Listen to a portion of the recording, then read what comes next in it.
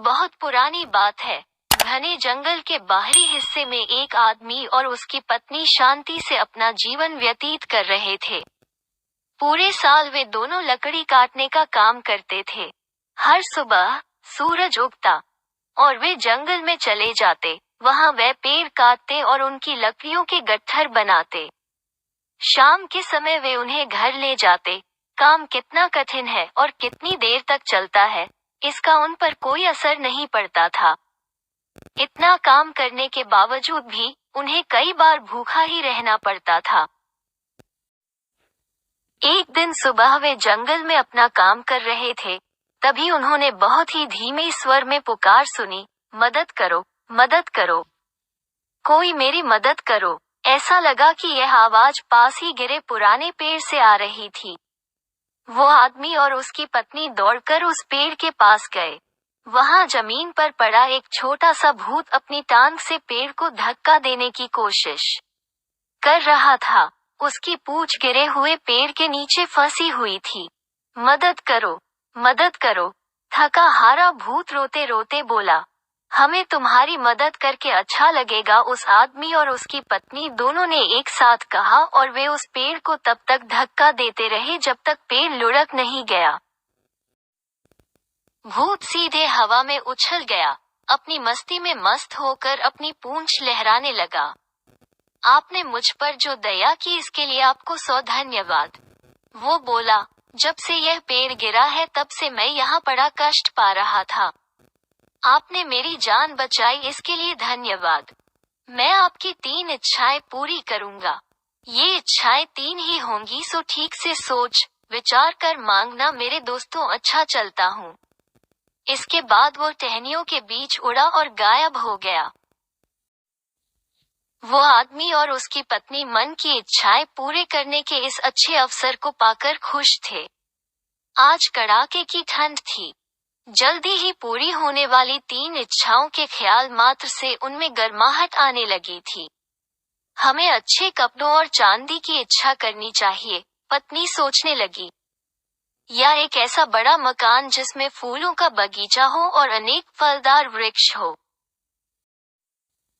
शाम के समय वे घर गट्ठर उठाए घर आ रहे थे। आदमी ने सोचा, हमें इन लकड़ियों को ढोने के लिए एक गधे की मांग करनी चाहिए, या फिर चलाने के लिए एक घोड़े व गाड़ी की। ये बढ़िया रहेगा, ये बढ़िया रहेगा, उसने अपने आप से कहा, और पीठ पर लदा लकड़ी का गट्ठर उसे हल्का लगने लगा। जब वे घर के अंदर आ गए, आदमी और उसकी पत्नी ने अपनी 3 इच्छाओं के बारे में चर्चा शुरू की। हमें अच्छे कपड़ों और चांदी का वरदान मांगना चाहिए, पत्नी ने कहा, या फिर बहुत सुंदर फूल वाले बगीचे व फलदार वृक्षों वाला एक बहुत बड़ा मकान, या फिर लकड़ी उठाने के लिए एक गधा मांगे, या फिर हमारे चलने के लिए घोड़ा गाड़ी। आदमी ने कहा, या हम गहनों से भरे एक बहुत बड़े संदूक की मांग कर सकते हैं, पत्नी बोली, या सोने के सिक्कों का एक पहाड़। आदमी बोला, हमें यह मांगना चाहिए कि अब हमें कभी भी भूखा नहीं रहना पड़े।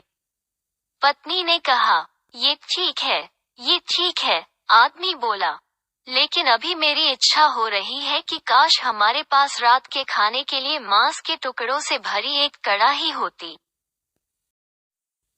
ये कहना हुआ था और काम हो भी गया। उसी क्षण मांस के टुकड़ों से भरी एक कड़ाही प्रकट हुई। अंगीठी पर उनकी सिकाई हो रही थी और धुआं भी निकल रहा था। ओह मूर्ख, पत्नी चिल्लाई, देखो ये तुमने क्या कर दिया।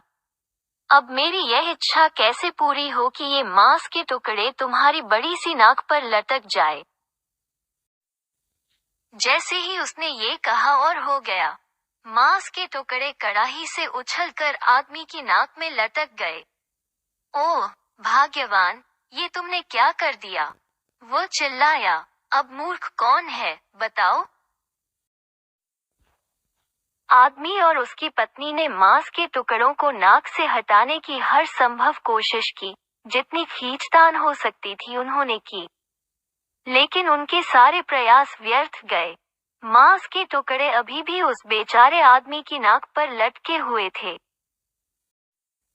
और अंत में, थक हार कर, वो आदमी और उसकी पत्नी आग के सामने गिर पड़े।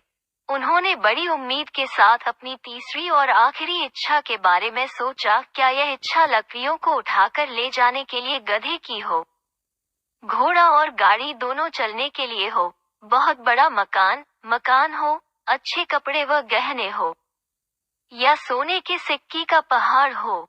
अभी भी इन सभी इच्छाओं में से कोई एक अपनी हो सकती है।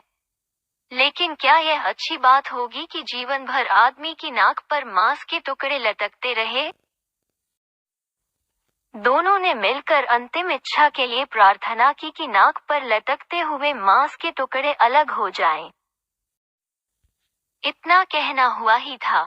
मांस के टुकड़े फिर से कड़ाही में जा पहुंचे, पकने लगे और धुआं उठने लगा तथा अच्छी सुगंध आने लगी।